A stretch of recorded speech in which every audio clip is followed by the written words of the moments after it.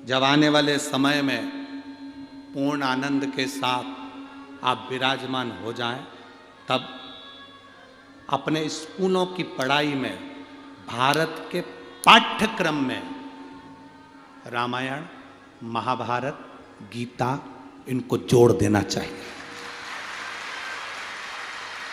भारत के पाठ्यक्रम में छोटे छोटे बच्चों के दिल में राम कृष्ण, क्योंकि हमने जो पढ़ा, आपने भी पढ़ा होगा, हमने भी पढ़ा, हमने जो पढ़ा केवल ये पढ़ा औरंगजेब कौन था, बाबर कौन था। हमने जो पढ़ा वो हमने केवल उनको पढ़ा। आने वाले भारतीय पाठ्यक्रम में, भारत की इस विद्या में रामायण, गीता और महाभारत होना चाहिए, जिससे नवयुवक बच्चे पढ़कर विद्वत हों कि कृष्ण कौन है, राम कौन है, भगवान राम का आनंद क्या है, वन जाने पर उन्होंने किससे मिलन किया, शबरी के दरवाजे पर बैठकर झूठा बेर खाया। यह पाठ्यक्रम में होना चाहिए। छोटे छोटे बच्चों के हृदय में वो चीज पहुंचना चाहिए। पाठ्यक्रम में पहले जब हम छोटे थे उस समय पर लिखने को आता था गाय का निबंध। आपको आता था कि नहीं आता था? जम के बोलो जरा। पहले छोटे थे तो लिखने को आता था गाय का निबंध। गाय का निबंध हम लिखते थे। गौ माता के 4 पांव होते हैं, 2 सींग होते हैं, लंबी पूंछ होती है। गाय के ऊपर हम मनन चिंतन करते थे कि और क्या क्या लिख सकते हैं। बोलो री जी सही है कि गलत है? अब पाठ्यक्रम में से गौ माता का निबंध हटा दिया।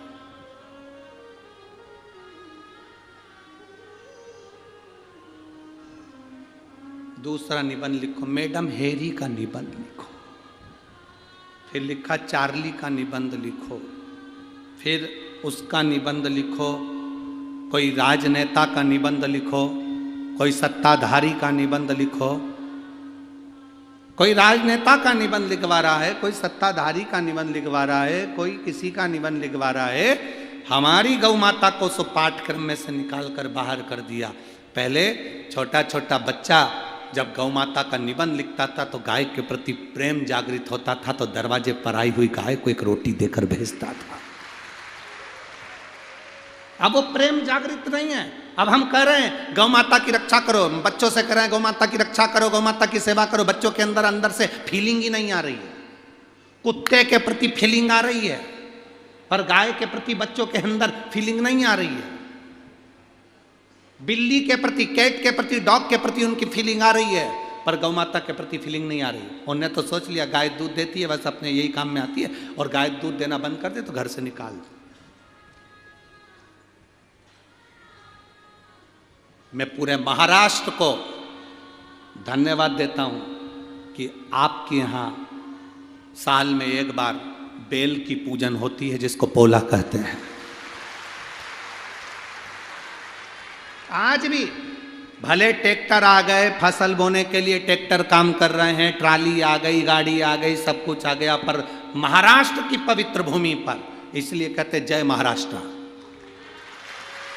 इसलिए कहते जय महाराष्ट्र क्योंकि महाराष्ट्र की पवित्र भूमि पर पोला के दिन बेल की पूजन होती है। बेल को खड़ा कर कर पूजा जाता है। आज भी किसान भले ट्रैक्टर रख लेगा, किसान ट्राली रख लेगा, पर वो बेल जरूर रखता है, क्योंकि हमारे घर की पूंजी है ये नंदी, ये बेल, ये धर्म का प्रतीक है, इसकी पूजन होना चाहिए।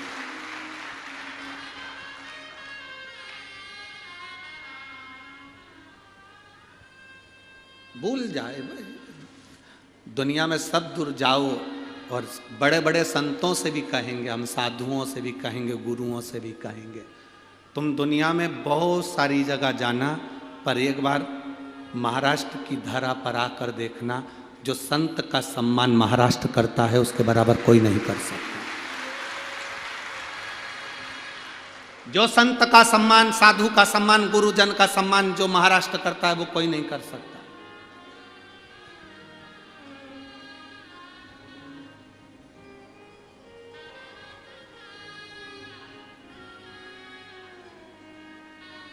छोटे छोटे गांव में चले जाओ तो मांगने वाला जो कपड़े भी बदल कर मांगने आ जाता है तो गांव के लोग उसके भी पांव पड़ लेते हैं, बाबा जी आए हैं, बाबा जी। और बड़े बड़े शहर में चले जाओ, अच्छे से अच्छा विद्वान से विद्वान पंडित और महाराज भी चले जाए तो पैसे वालों को लगता है मांगने के लिए आया होगा। अंतर है।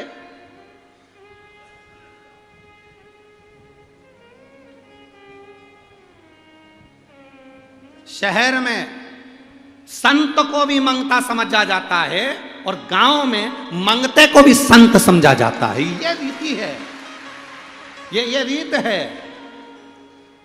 बड़े बड़े शहरों में कोई संत, कोई साधु सन्यासी चले जाए, किसी के घर में तो लगेगा मांगने आया होगा, कुछ लेने आया होगा। गांव में कोई मंगता भी चले जाए, भैया दे दो, उसको भी संत समझते। बाबा जी बैठो, भोजन करो, प्रणाम करा, नमन करा, साधुता। क्योंकि ये महाराष्ट्र की पवित्र भूमि संतों की भूमि है। संत एकनाथ, संत ज्ञानेश्वर, संत तुकाराम, संत नामदेव, मुक्ताबाई, ये पवित्र भूमि कोई साधारण है? जिस भूमि पर संतों ने जन्म लेते रहे और इस पवित्र भूमि से ऐसा ज्ञान दिया कि दुनिया का कोई व्यक्ति उसको बस केवल धारण कर ले। संत ज्ञानेश्वर एक बार बैठे हुए थे, संत ज्ञानेश्वर बैठे हैं, एक महिला आ गई संत ज्ञानेश्वर के पास।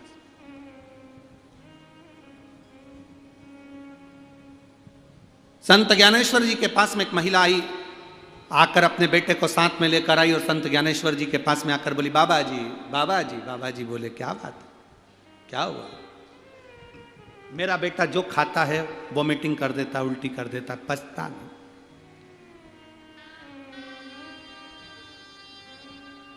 बाबा जी इसके लिए कुछ बता दो। संत ज्ञानेश्वर ने कहा, मैं कल उत्तर दूंगा, तुम ले जाओ। बेटे को लेकर मां चली गई, बेटे को लेकर मां गई। दूसरे दिन मां फिर आ गई, बाबा जी मेरा बेटा कुछ भी खाता है उल्टी करता है। संत ज्ञानेश्वर ने उस मां के बेटे को अपने पास में बुलाकर कहा, बाबू आप मीठा ज्यादा खाते हो, गुड़ ज्यादा खाते हो? उस बच्चे ने मुंडी हिलाकर कहा, हाँ गुरुजी मैं गुड़ ज्यादा खाता हूं। अब मत खाना हो, आज से गुड़ खाना बंद कर दे तू। अब तो नहीं खाएगा मीठा ज़्यादा, क्योंकि तू मीठा ही मीठा खाता है तो तेरे शरीर में मिर्ची कोई काम नहीं कर रही, नमक काम नहीं कर रहा। अब तो नहीं खाएगा? नहीं। उसने मुंडी हिला। महिला को गुस्सा आ गया। महिला को गुस्सा यह आया कि बताओ, इतनी सी बात बोलना थी तो मैं कल आई थी जब ही बोल देते।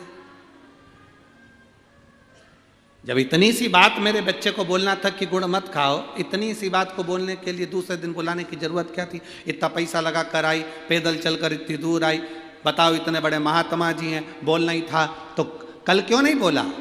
महिला के मन में ये बात पेट में दुख रही थी तो महिला ने कह दिया महाराज जी से, महाराज जी संत ज्ञानेश्वर बैठे थे और कहा, महाराज जी मुझे आपकी एक बात अच्छी नहीं लगी। संत ज्ञानेश्वर ने पूछा, कौन सी?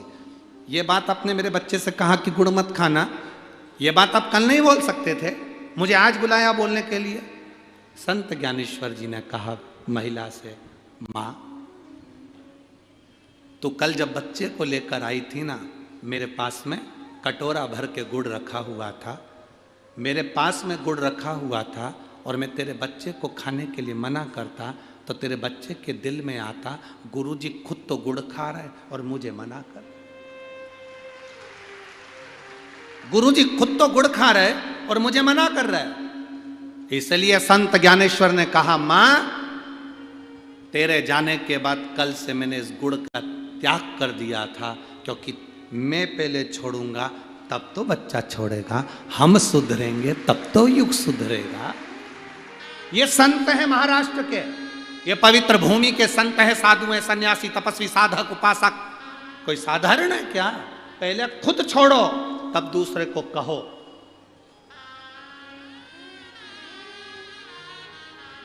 पहले खुद छोड़ो फिर दूसरे से कहो।